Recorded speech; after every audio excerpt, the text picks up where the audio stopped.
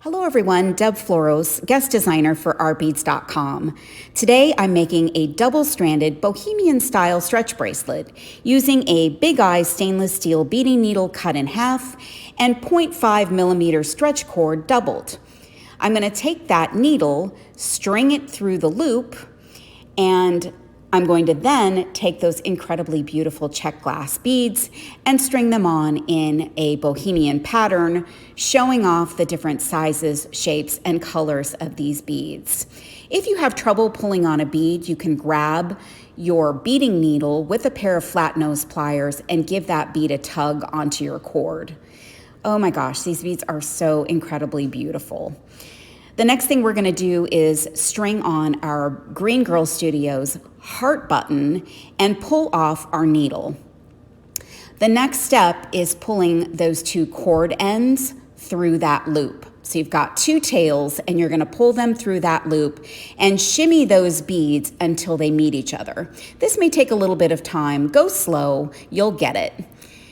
You're going to then take those two cords and you're going to pull them apart from each other as they would naturally fall. And what you're going to do then is take those cords and pull them through the inside of the bracelet underneath, and you're swapping places of those two tails. So they're crisscrossing under the bracelet and in a different place than they started.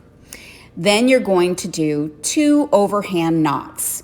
You're going to go right over left, and you're going to then give that knot a little tug, not too hard, but tight enough to complete that knot, and then left over right.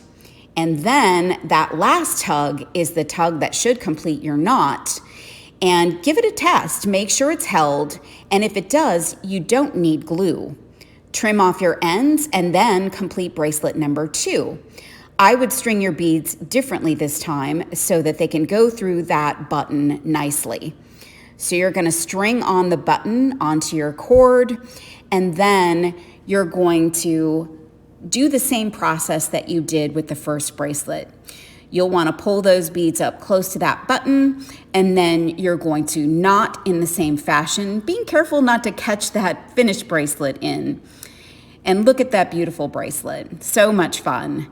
You can find all of these materials on ourbeads.com, and I appreciate you watching. Thanks so much.